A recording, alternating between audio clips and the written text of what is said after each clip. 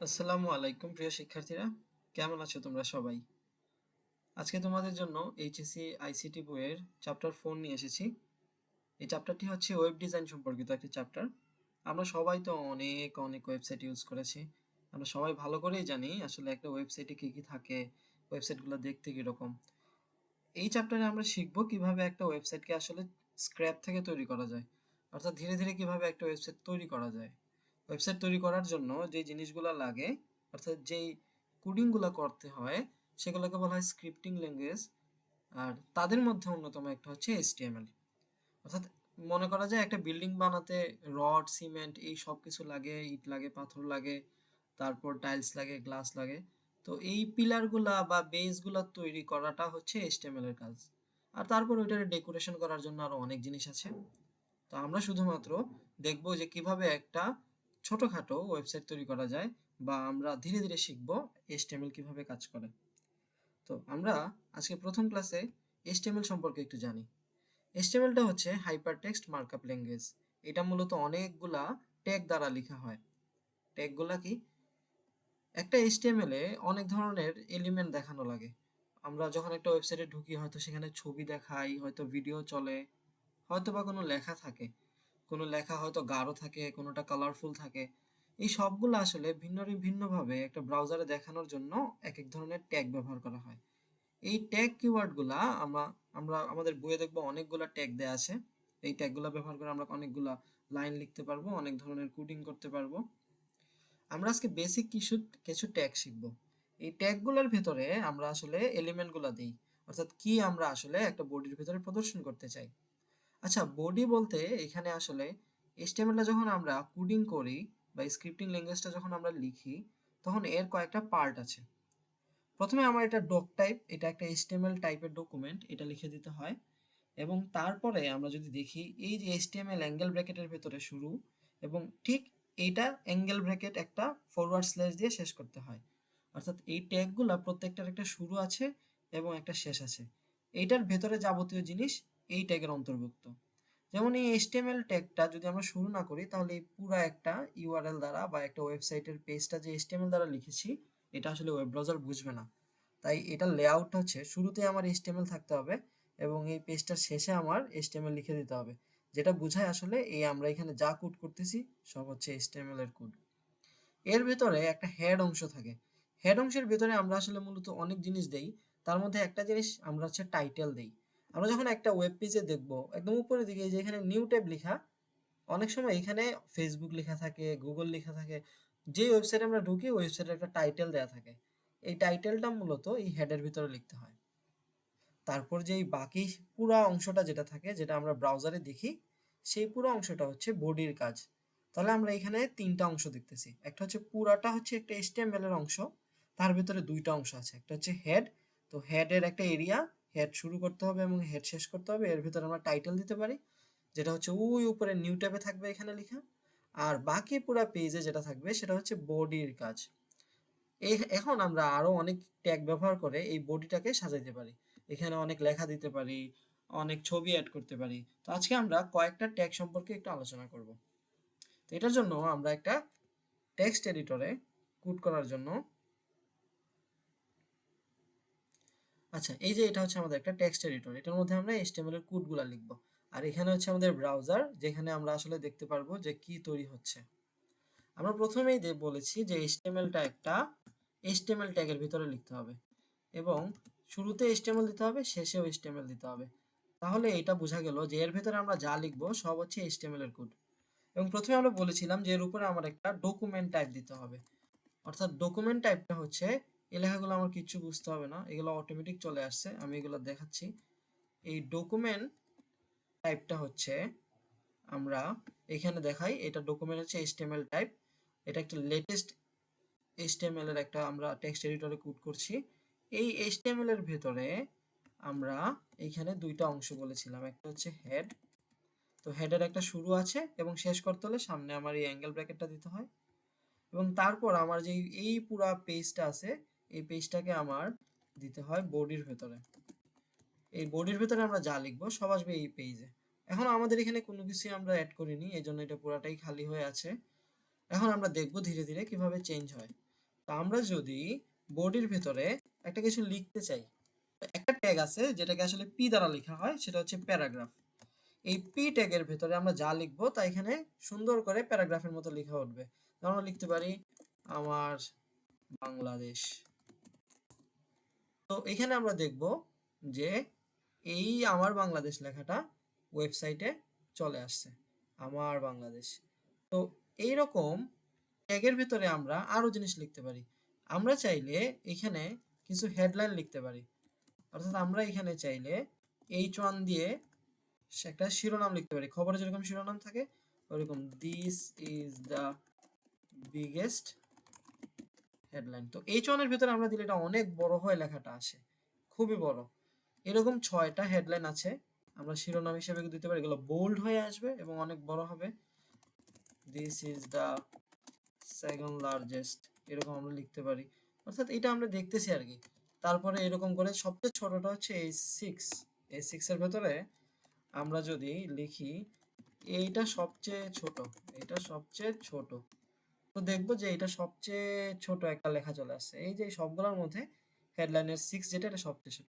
এগুলো সব কিন্তু বোল্ড থাকবে, অর্থাৎ গাঢ় থাকবে। আর হালকা করে যদি কোনো প্যারা লিখতে হয় তাহলে আমরা পি এর ভেতরে লিখি। তো পি এর ভেতরে যদি লিখি এইটা নরমাল টেক্সট, তো দেখবো এখানে সুন্দর করে লেখা আছে এটা নরমাল টেক্সট। এই যে এগুলোর থেকে এটা কিন্তু ভিন্ন, এটা এই সবগুলো হচ্ছে হেডলাইন টাইপ, এটা হচ্ছে ভিন্ন টাইপ। এরকম পি ট্যাগের ভেতরে আরো অনেক জিনিস লেখা যায়। ধরো আমরা এটা অনেক লম্বা একটা লাইন লিখছি যে আমাদের দেশ বা আমার দেশ বাংলাদেশ, এরপর লিখতে পারি বাংলাদেশ এখন স্বাধীন, তারপরে লিখতে পারি স্বৈরাচারের পতন, আমরা খুব ভালো আছি, স্বৈরাচারের পতনের পর থেকে দোয়া করি যেন এই ডাইনি না সরি এই স্বৈরাচারী আর কখনো না আসে। এই সুন্দর করে আমরা একটা আমাদের মনের ভাব প্রকাশ করার জন্য একটা লিখে ফেলছি। এখন এইটার আমরা চাইলে এই যে বাংলাদেশ শুধু এই লেখাটাকে গাঢ় করতে পারি। তো এই গাঢ় করার জন্য এটার সামনে আমি একটা ভিন্ন ট্যাগ ব্যবহার করতে পারি, সেটা হচ্ছে বি। বি দিয়ে বোঝায় বোল্ড। তো যখনই আমি একটা বি ট্যাগ নিয়ে আসলাম তখন দেখবো যে এই যে বাংলাদেশ লেখাটা এটা গাঢ় হয়ে গেছে, বাকি সব লেখা হচ্ছে নর্মাল।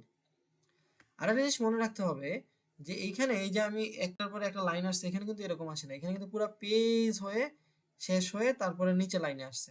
এখানে যেমন 1 2 3 4 5টা লাইন, এখানে কিন্তু মাত্র 2টা লাইন। কারণ এইগুলা কিন্তু আমাদের একটা জিনিস মনে রাখতে হবে যে প্যারাগ্রাফের ভিতরে পুরাটাই কিন্তু একটা লাইন হিসেবে কাউন্ট হয়। অর্থাৎ আমি যদি নিজে নিজে এখানে অনেকগুলো স্পেস দিয়ে দেই তাও কিন্তু কোনো লাভ হবে না, এটা যেরকম আছে ওইরকমই থাকবে।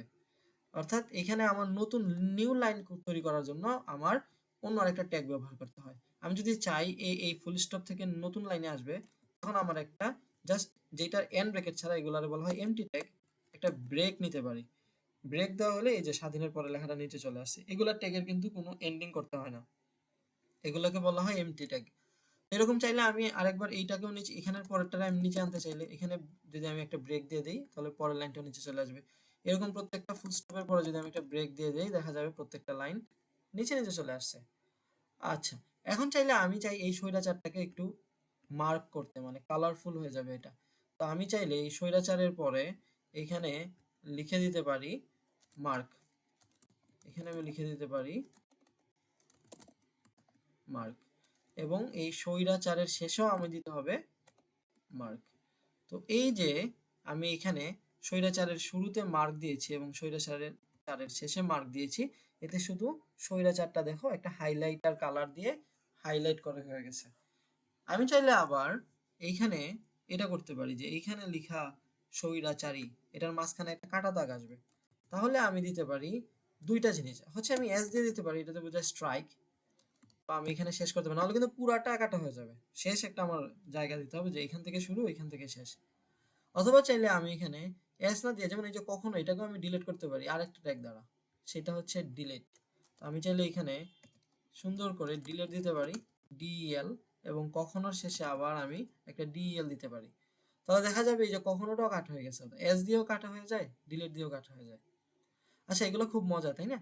আমরা আরো কিছু ট্যাগ দেখি। ধরো আমরা নতুন আরেকটা প্যারা লিখতেছি, এইটা লিখতেছি, ধরো একটা ইকুয়েশন লিখি, এ প্লাস বি হোল স্কয়ার, এ প্লাস বি। এখন আমি পাওয়ার কিভাবে দিব? হ্যাঁ হ্যাঁ, তো আমি এখানে 2 লিখলাম, এটা তো উপরে উঠলো না।